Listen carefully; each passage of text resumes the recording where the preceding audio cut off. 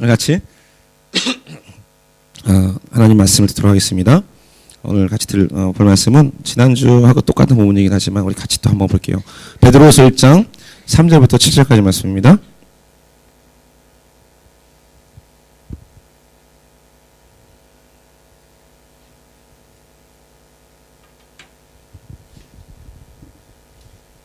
여기 그 세컨은 좀 뮤트를 좀 시켜줄래요?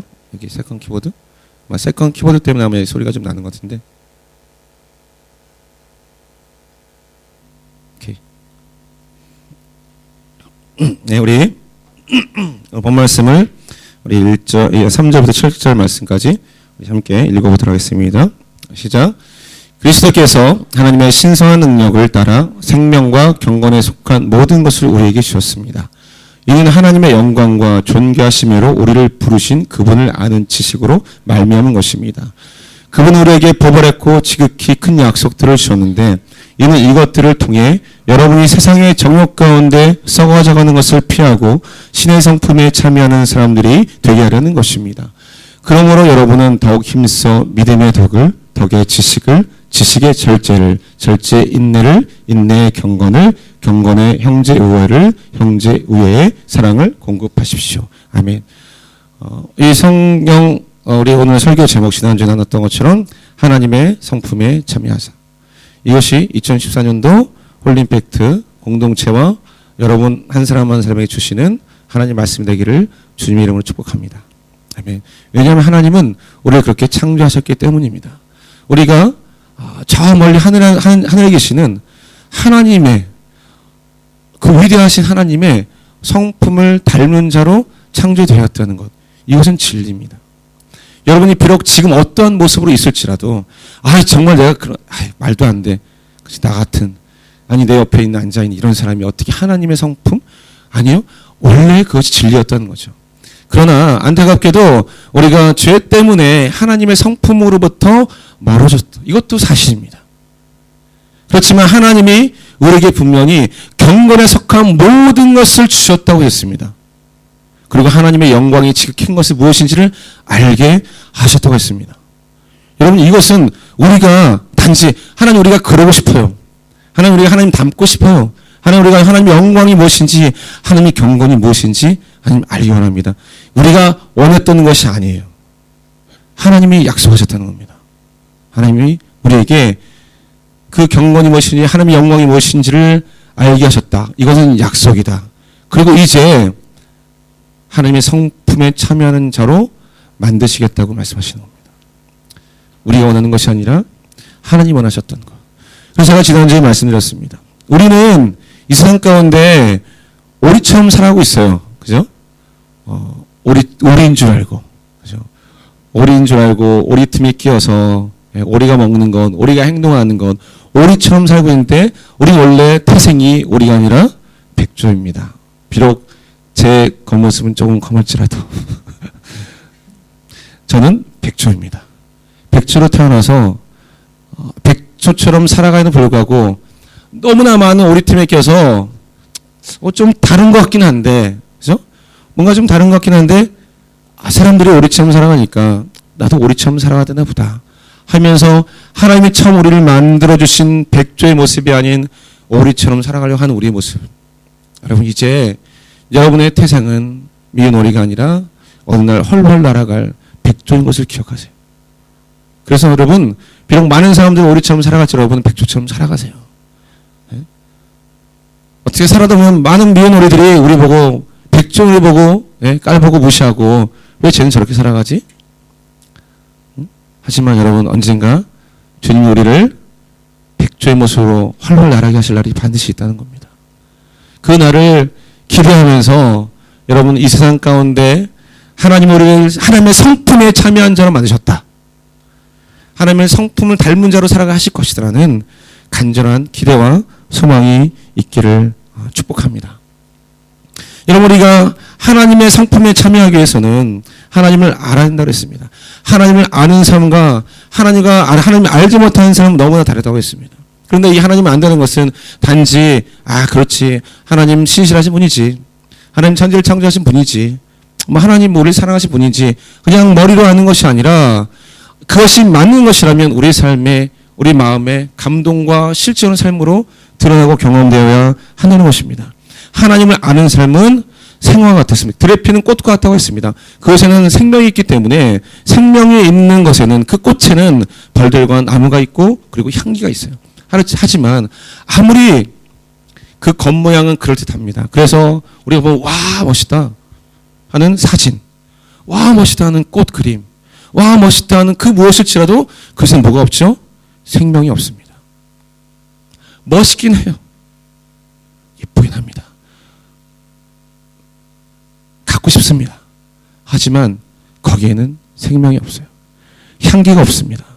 생명이 없고 향기가 없으니까 벌과 꽃도 나비도 오지 않고 자라가지 않습니다. 여러분 우리 같이 생명이 있는 자들은요 때로 아까 우리 동훈이하고 뵀던 것처럼 사실 시들기도 하고 그죠? 꽃이 지기도 하고 때로는 앙상한 가지가 남을 때도 있습니다. 하지만 나무에게는 생명이 있기 때문에 또 다시 봄이 오면 그 죽었던 그 나무에서 다시 싹이 트고 움이 트고 또 꽃이 자라고 한다는 것입니다. 하지만 그 사진에 있는 꽃과 나무는요 늘 그렇지만 늘 그렇다기 보이지만 생명이 없는 거죠. 여러분 우리는 하나님의 성품을 닮은 사람, 하나님을 아는 사람들은 이렇게 생명 있게 자라갈 수가 있다는 겁니다. 여러분 같은 교회 다닌다고 해서 다 하나님 믿는다고 해서 여러분 생명이 있다고 생각하지 않습니다. 그죠? 여러분 주위를 돌려보세요. 정말 왜 저는 저렇게 살아가지? 왜 저는 어떻게 저렇게 살아갈 수 있을까 하는 사람 보면요 하나님을 아는 자입니다. 생명력이 넘치는 자입니다.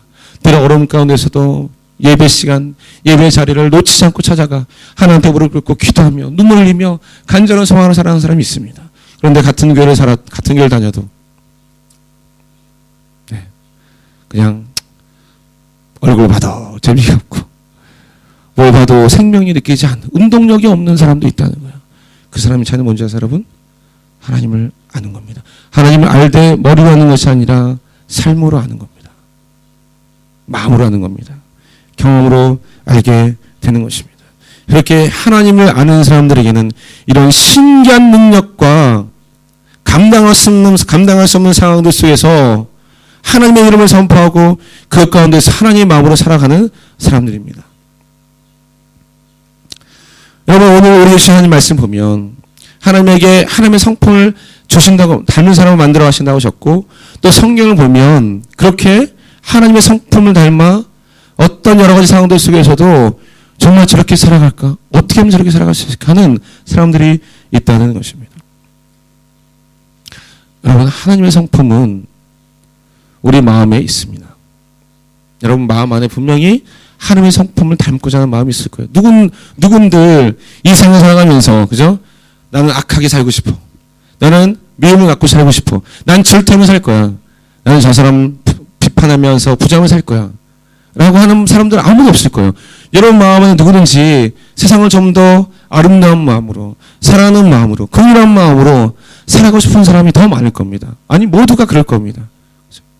하지만 그것은 단지 생각만 한다고 되는 것은 아닐 거예요. 우리가 예배와 말씀 묵상과 기도를 통해서 늘 하나님과 교제하고 있을 때 그런 마음들이 어느 틈에가 나도 모르게 우리 마음에 담겨지게 되는 것입니다. 여러분이 정말로 하나님이 기뻐하시는 하나님 말씀하시는 하나님의 성품을 닮은 사람으로 살아가고 난다면 절대적으로 예배 자리를 놓치시면 안 됩니다.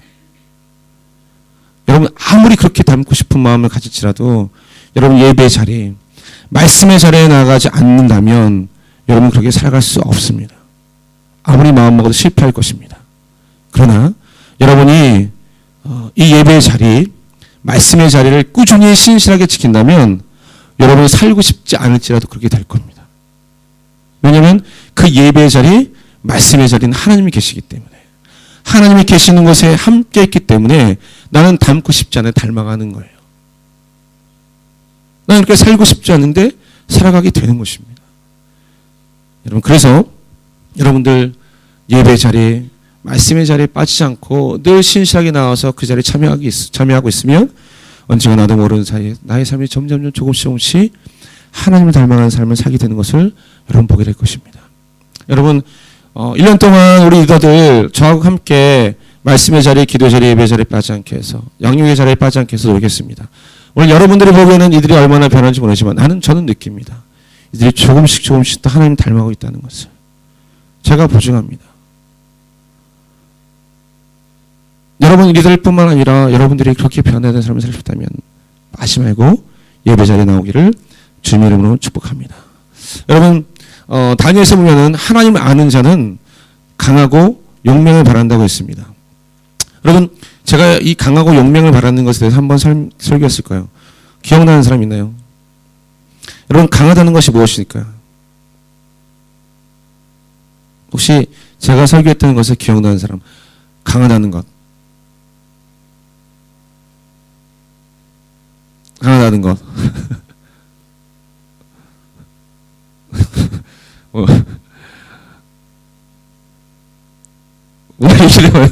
입만 오르지 말고, 아는 사람 없어요? 제가 하나의 성품으로 참아내겠습니다.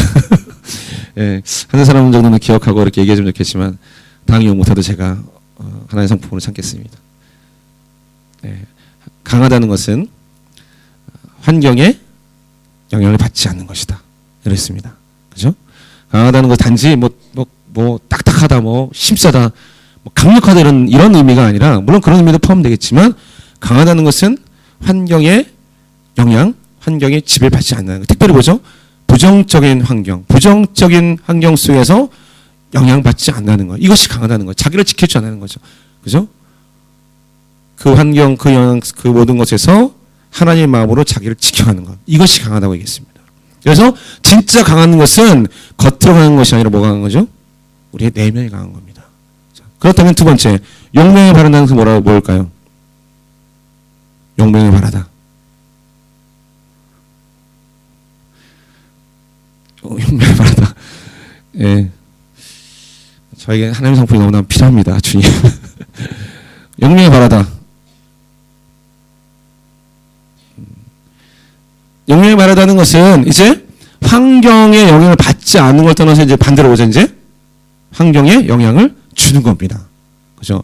이제 밖으로부터 내게 들어오는 그 어떤 부정적인 상황과 환경에 영향받지 않고 나를 지킬 뿐만 아니라 그냥 나만 지키면 끝나는 게 아니라 이제 뭐죠? 모든 상황들에 영향을 주기 시작하는 겁니다. 용맹을 바라는 거죠. 그래서 오히려 부정적인 상황 가운데 들어가서 하나님의 긍정적인 마음도 풀어내는 겁니다. 이것이 용맹을 바라는 거죠.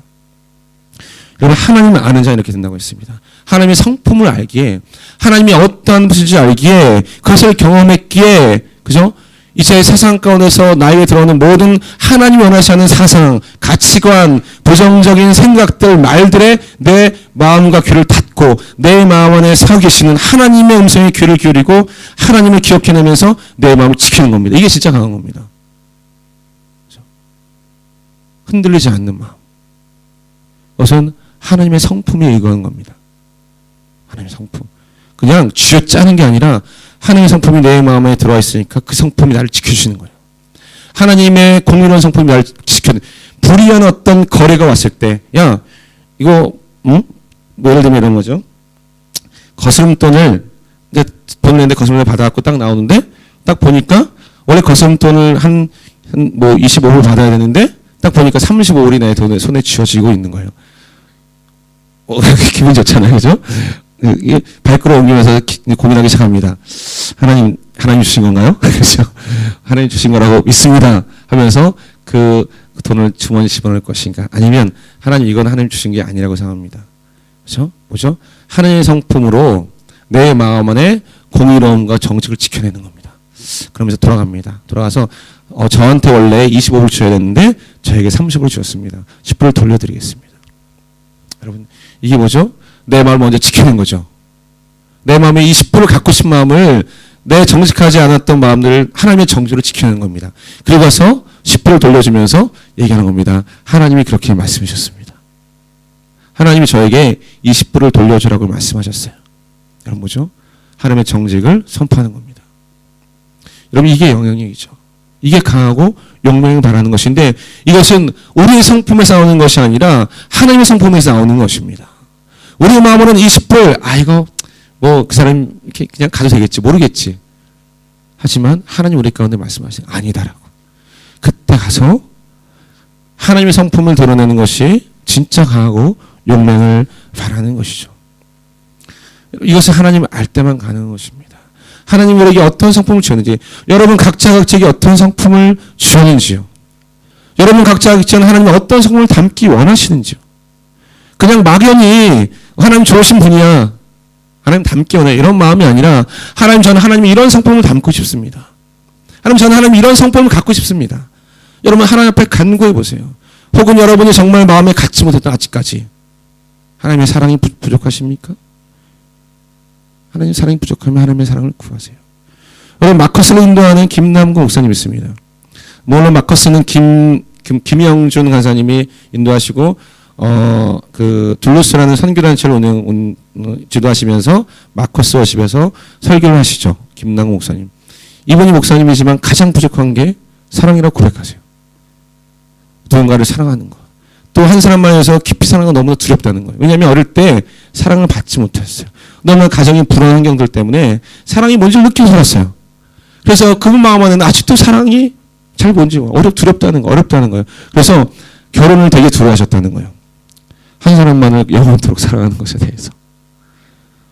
또 하나, 목회자를 사랑하면서 사랑이 부족하다는 건 너무나 결점이잖아요. 지금도 하나님의 사랑을 구해요. 하나님의 사랑을 지워주세요. 여러분 마음에 하나님의 성품이 부족한 하나님의 성품을 구하세요. 하나님, 저에게는 하나님의 이런 성품이 너무나 간절히 필요합니다. 하나님의 사랑을 주세요. 하나님의 성품을 주세요. 하나님의 성품은 그냥 담겨지는 게 아니라, 여러분 제가 말씀드렸죠. 이 예배의 자리에, 말씀의 자리에 나와야 된다고. 이것은 여러분 강한 의지가 필요합니다. 그렇죠? 예배 잘하는 거 쉬우세요, 여러분? 기도에 잘하는 거 쉬우세요? 말씀 있는 거 쉬우세요? 묵상하는 거 쉽습니까, 여러분? 어렵습니다. 너무너무나 어려운 것이 바로 그 자리, 그 시간입니다. 그래서 그 자리에 피곤한 몸을 이끌고 지친 마음을 이끌고 그렇게 나와 무릎 꿇는 사람에게 하나님 이 성품을 주시는 거지, 그냥 적당히 하는 사람이 이 성품을 주시는 게 아니에요.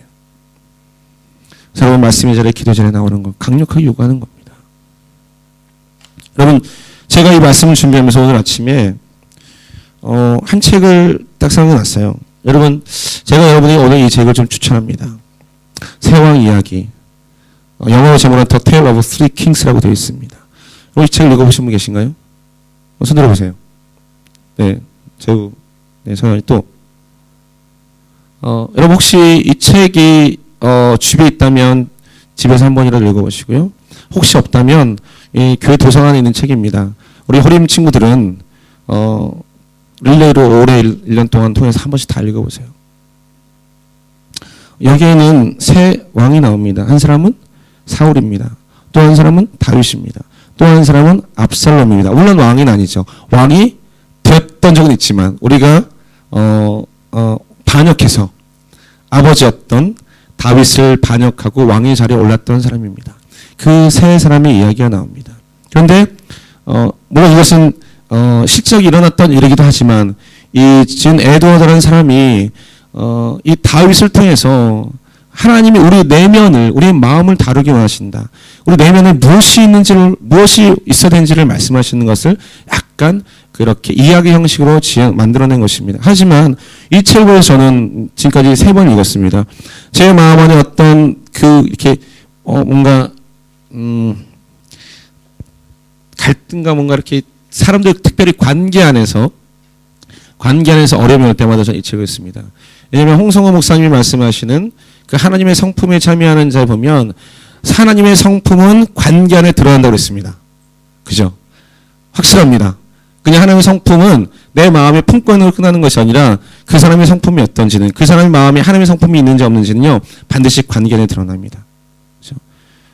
나 혼자 없을 때가 아니라 사람이 나를 건들 때, 나의 마음을 해치는 말을 했을 때 관계 안에 하나님의 성품이 드러나는 거죠.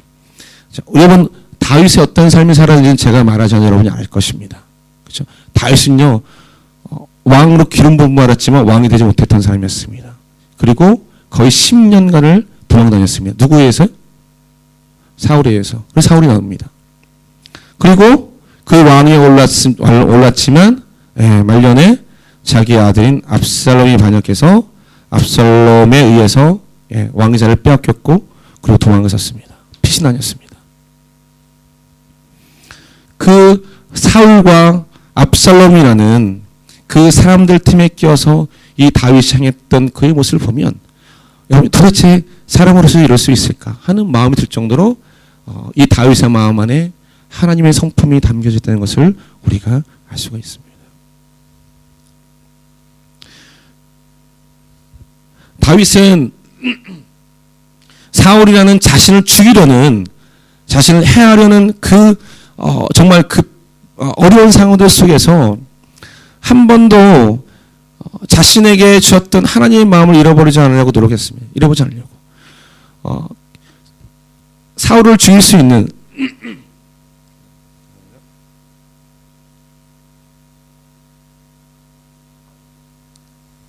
자신의 목숨을 해하려는 그 사울을 죽일 수 있는 저루의 기회 앞에서도 다윗은 절대 하나님께 자신의 주신 마음을 빼앗기지 않았습니다. 신하들이 와서 절호의 기회입니다. 사울을 제거할 수 있는 그리고 왕이 될 수 있는 절호의 기회입니다. 라고 이야기했을 때 다윗은 단호하게 합니다. 내가 하나님께서 정하신 사람을 해할 수 없다.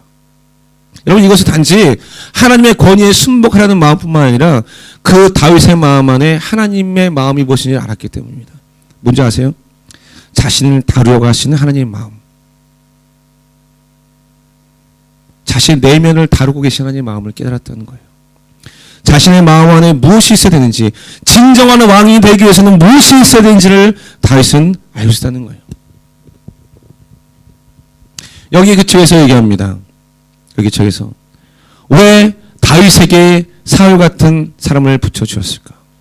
왜 하나님이 기름 부으셨다면, 하나님이 왕위로 세우기를 작정하셨다면 그냥 자연스럽게 사울이 죽은 다음에, 아니면 하나님께서 사울을 제거해 주시고 다윗을 왕위자리에 올려두신지.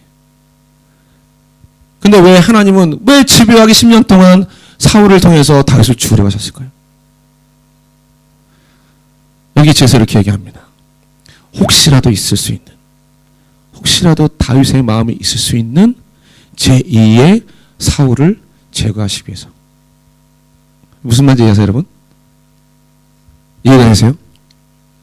우리의 마음 안에는요, 우리 본성 안에는 다 사울 같은 마음이 있다는 거예요. 다윗의 마음 안에도 그런 마음이 있을 수 있다는 거예요. 하나님의 성품이 아닌 하나님의 성품을 거스르는 왕이 되었을 때 뭔가 자기의 힘을 발휘하고 자신의 권력을 이용하고 자신의 권력이 위협받을 때마다 자신의 왕권이 자기의 권위가 위협받을 때 해하고자 하는 하나님의 성품을 거스르는 인간의 본성이 있을 수 있다는 거죠. 그런데 그런 마음들을 하나님은 사울을 통해서 10년 동안 다윗의 마음 안에서 제거하셨다는 거예요. 그리고 그의 마음 안에, 다윗의 마음 안에 하나님의 성품, 다른 사람을 이해하고 자비를 베풀어주고 긍휼히 여겨주고 인정해주고 품어줄 수 있는 하나님의 마음들을 부어주다는 겁니다. 그래서 나중에 압살롬이, 그 아들이, 그죠? 자신의, 그러니까 왕위만 빼앗은 게 아니잖아요. 그죠? 아버지와 아들로서의, 그죠? 소위 말하면 천륜을 거스르는 거잖아요. 천륜. 그런 일도 있을 수가 있어요. 어떻게 아버지를. 그런데 다윗은요, 자신의 왕위를 내어줍니다. 싸우려고 하지 않아요.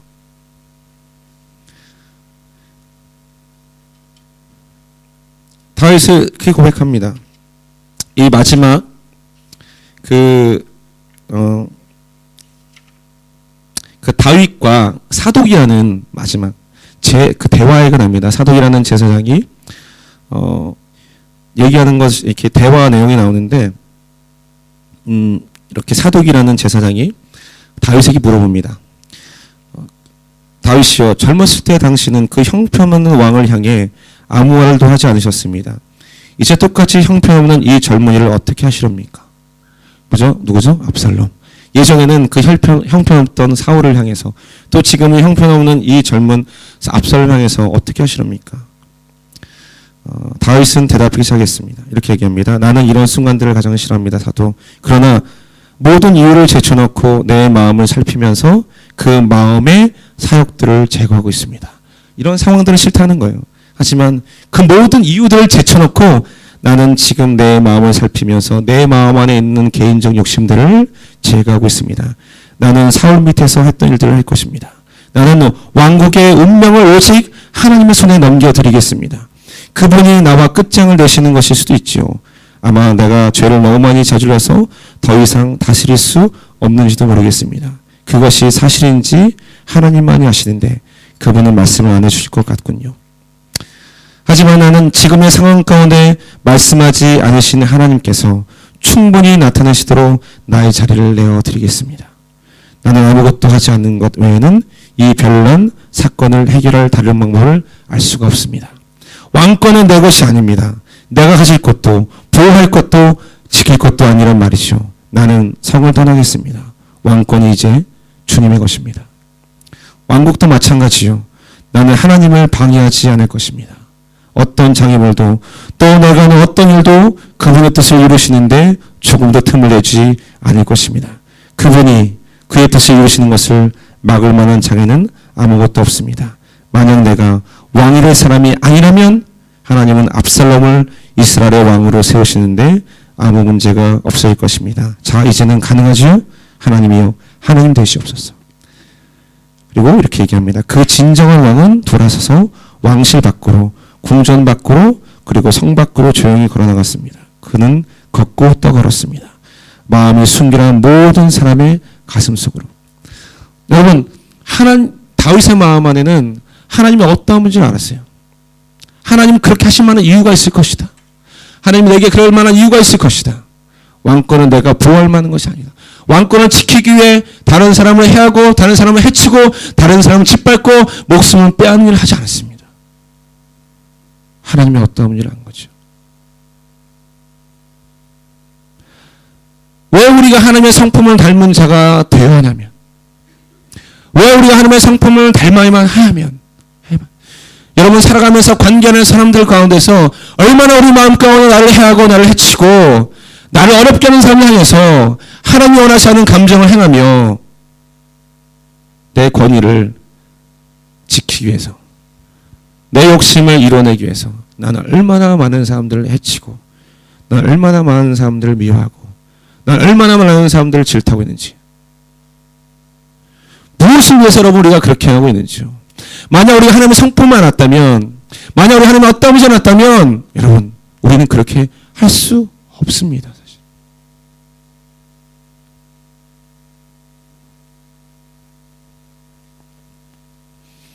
하나님 여러분을 빛 가운데 부르셨습니다. 진리 가운데 인도하셨습니다. 그리고 하나님이 어떤 음식을 가르치고 있습니다. 그럼 제가 아우리치를 다녀오면서 다음 주에 이제 함께 우리가 아우리치를 나누게 될 겁니다. 갔다 온 사람 이야기를 나누게 될 겁니다. 아마 제가 생각할 때는 저와 비슷한 생각일 겁니다.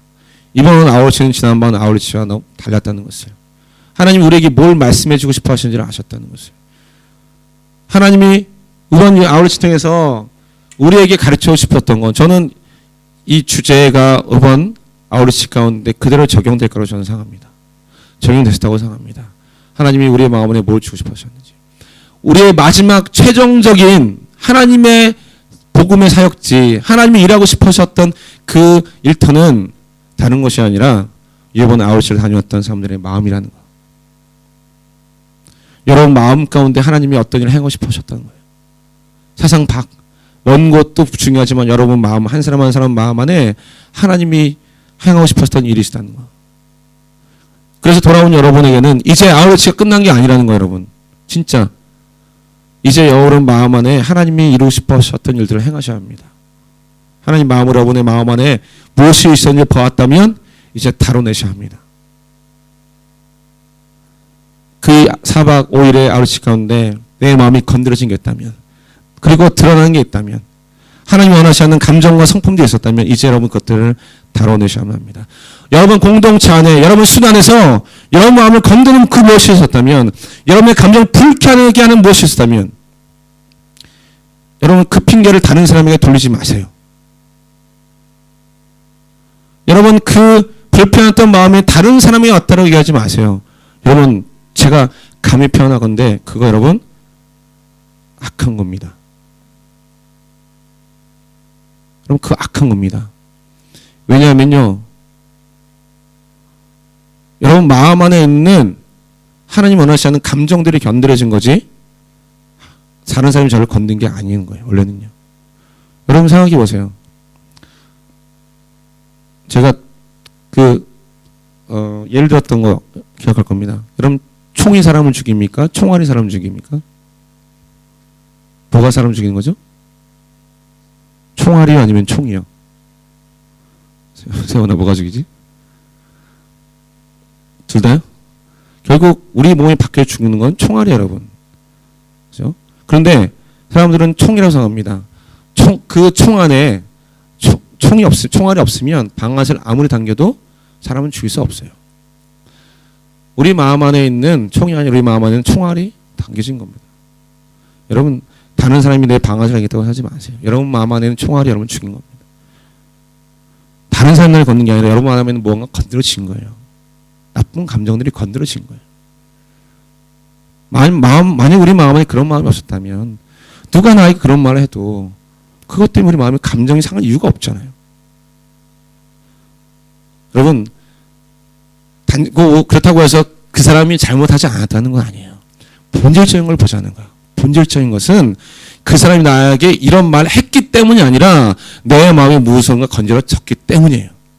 그러면 그 사람이 뭘 잘못했기 때문에 생각하지 내 마음이 무엇이 건드려진 걸로 생각했다면 이제 그 문제를 해결하기 위해서는요.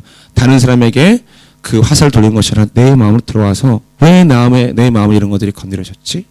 라고 돌아보기 시작하는 겁니다. 그래서 내 마음이 해결되어지면 그 사람이 이제 나에게 그 말을 해도 예전처럼 내 마음이 요동하지 않게 된다는 거예요. 이게 문제 해결이지 저 사람이 잘못했으니까 저 사람하고 관계 해결 끝나면 그렇게 끝나는 것이 아니에요. 이 사람하고는 관계 해결될지 모르지만 또 다른 사람이 나에게 동일한 말을 하면 또 그것이 건드려지는 거죠. 전혀 해결되지 않는 겁니다. 문제는 내 마음이 주님 안에 해결되어져야 한다는 거죠.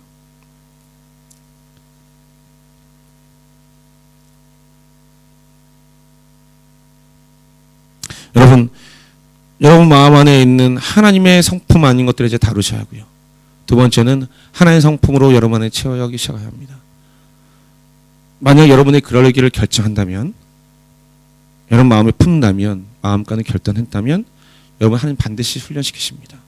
다윗이 훈련받았던 것처럼. 다윗이 고난 중에 주님의 마음을 배웠던 것처럼. 근데 여러분 결정하셔야 돼요. 저거 힘드니까 하지 말아야지가 아니라 반드시 결정하셔야 되고 여러분 하나님의 훈련을 받으셔야 합니다. 그래 여러분 우리가 이렇게 너무나 좋아하고 할 수 있는 다윗으로 닮은 다윗 같은 사람? 아니 다윗이 그렇게 닮고 싶어 했던 하나님을 닮을 수 있게 되는 겁니다. 저절로 좋아하지 않는다는 거죠. 여러분 1년 동안 우리가 그런 훈련 좀 받읍시다. 예? 그냥 매번 무너져서 또 그냥 그저 그런 사람 살아가지 말고 하나님 나를 좀 다뤄주세요. 하나님 내 마음을 좀 다뤄주세요. 그래서 진짜 내 마음 안에 강하고 용맹한 자가 되기를 원합니다. 내 내면이 강한 사람. 내 내면이 용맹한 사람 되기 원합니다. 하나님 어떤 환경은 흔들리지 않고 하나님 마음의 성품으로 이겨낼 수 있는 사람 되기 원합니다. 그래서 여러분 우리 2월 6일 날 그 영적 성숙 세미나 하는데 여러분 그게 그 기초가 될 거예요. 여러분 오세요. 왜 여러분 마음 안에 무엇인지 좀 봅시다 여러분. 왜 발끈합니까? 왜 분노합니까? 왜 집어던지고? 여러분 그렇지 않았겠죠. 저는 그랬어요 예전에. 안 그렇게 보이죠. 지금 너무 착해 아닌가? 예전에 제가 던졌습니다 여러분. 저 뒤에 저희 아내 있잖아요. 저희 아내는 저를 다 봤잖아요. 저 막 던지고 그랬어요. 기타 부쉈습니다. 제 마음이라는 분노 절제하지 못해서 던지고 부수했습니다. 여러분 그건 제가 아니었어요. 아니요? 저죠. 부인할 수 없는 저였습니다. 그런데 제 마음에 그런 것들이 있었다는 거예요 여러분. 그건 여러분 제가 하나님 믿기 전에 그랬던 사람은 아니에요 여러분. 사역하고 나서도 생겼다는 거예요. 주님의 길을 가면서도 그런 일을 했었어요. 어떻게 할 줄 잘 몰랐어요. 괴로웠습니다, 여러분. 하나님, 제가 이러면서도 주의를 할 수 있습니까? 제가 이러면서도 하나님, 사람들 앞에서 제가 하나님의 사랑과 하나님의 그 성품을 얘기할 수 있겠습니까? 여러분, 그런 마음으로 살아가는 사람 있죠? 있잖아요, 여러분. 속이지 마세요. 하나님을 믿는다고 하면서도 하나님처럼 살아가고 싶지만 내 마음이 무엇인가 자꾸 건드려서 막 발끈하고 화내고 막 질투하고 미워하고, 그래서 관계 어려움을 겪고 삶이 무너지고 또 나와서 회개하고 눈물을 흘리지만 또 돌아가면 왜 그런 반복적인 살면서 도저히 끊어지지 않은 내 마음의 어떤 감정 때문에 너무 괴로운 사람들, 여러분, 그 감정들은 여러분 결혼하기 전에 해결합니다. 왜냐하고요? 여러분, 그 감정을 속이고 살 수 있죠? 지금 속이고 살 수 있어요. 그런데 언제가 반드시 드러나는데, 누구에게서? 가정 안에서. 지금까지 엄마 아빠한테는 찍소리 못하고 하다가 어느 이제 가정 안에서, 특별히 누구죠? 내가 화내도 나한테 이렇게 막 대적하지 못하는, 반항하지 못하는 애들, 여러분 쏟아집니다, 여러분. 언제가 반드시 드러납니다. 가정 안에 여러분 그런 부정적인 하나님의 감정, 원하시는 감정들을 대물림하지 않으려면, 여러분 이 청년실에 그걸 다뤄내지 않으면 나중에 나이 들어서 안 돼요, 여러분. 안 돼요, 여러분. 안 돼요. 안 된다니까, 여러분. 감정을 쏟아낼 수 있어도 다루지 못한다는 거 어렵단 말이에요. 이 청년한테 자꾸만 다루기를 결정하고 하나님 좀 다뤄주세요. 그래야만 여러분이 하나님의 사람이 되어서 나중에 여러분이 가정이 이루든 어떤 공동체 리더가 되든 진짜 하나님의 성품을 감당할 수 있게 되는 거예요. 안 그러면 여러분 너무 괴로워요, 여러분. 너무 괴로워요. 제가 그래서 절대 안 되는 거예요. 여러분 100번 안 되지만 제가 이혼하는 사람 마음이 이해가 갔어요. 아, 이걸 해결 못하면, 그래서 이런 마음이 끌어오는 분노와 감정과 이게 나오는 막 이런 가정 안에 이게 해결이 안 되잖아요. 해결 안 돼요. 그러면 세상의 사람들은 헤어지는 게 세상적으로는 지혜로운 거예요. 해결 못하는 거 어떻게 해요? 그냥 헤어져야죠. 근데 안 돼요. 우리는 헤어지면 안 돼요. 다뤄내야죠. 다뤄내서 어떻게든 그것들이 인해서 끊어지고 부서지고 사라져서 하나님의 사랑 안에 다시 한번 그것들이 하나님의 성품에 회복되어져야 되잖아요. 근데 여러분 그것들을 나중에 하지 말고 지금 하세요. 지금. 그래서 조금이라도 젊었을 때 하나님 마음을 닮아 좀 평안한 삶을 좀 살아갑시다. 지긋지긋한 이 상한, 이 썩어진 감정도 붙들고 막 지긋지긋하게 살지 말고 좀 더 일찍 하나님의 성품으로 마음을 다뤄서 좀 하나님 안에 평안한 삶을 살아갑시다. 관계 안에 평안한 삶을 살아갑시다. 그것이 여러분을 부르신 하나님 목적이라고 얘기하잖아요. 하나님 여러분을 찾으신 목적이라고 그러잖아요. 약속하셨잖아요. 여러분 그런 삶을 살기를 주님의 이름으로 축복합니다. 결단합시다. 2014년도 다뤄냅시다. 어떻게든 이겨나가서 하나님의 성품을 좀 알고 믿고 따르고 경험해서 그런 사람으로 살아갑시다. 아멘. 아멘. 예, 아멘. 우리 함께 찬양하고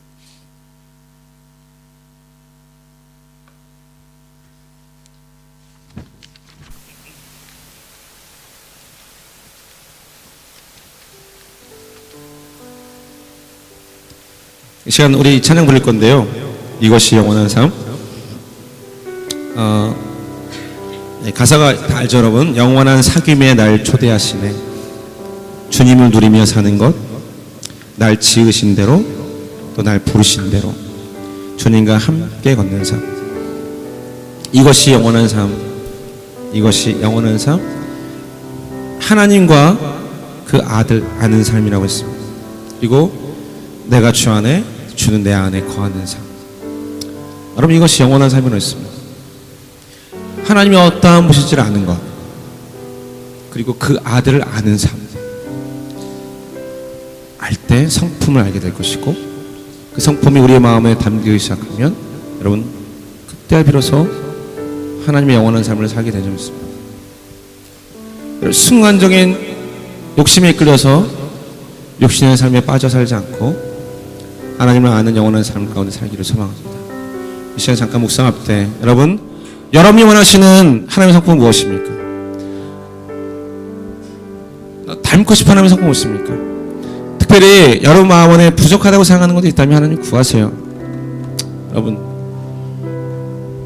하나님 저에게 이런 하나님의 성품이 필요합니다. 그리고 주님, 내가 그 성품을 닮아가게 합니다.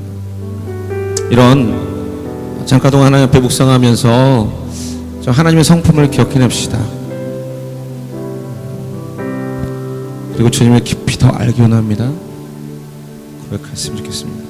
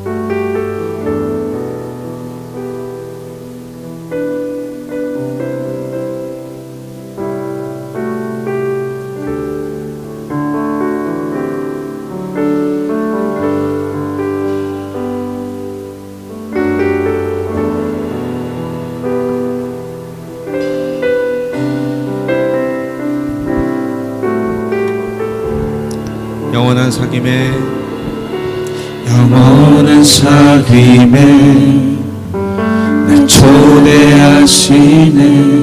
주님을 누리며 사는 것, 날 지으신 대로, 날 부르신 대로 주님과 함께 걷는 삶, 이것이 영원한 삶, 이것이 영원한 삶, 참 하나님과 그 아들 아는 삶,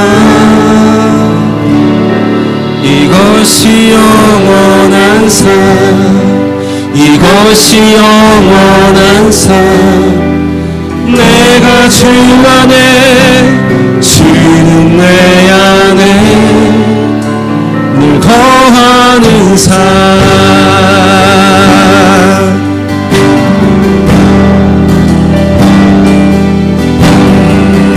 아멘. 우리를 영원한 사귐에 초대하신 줄 믿습니다. 영원한 사귐에 초대하시네. 주님을 누리며 사는 것,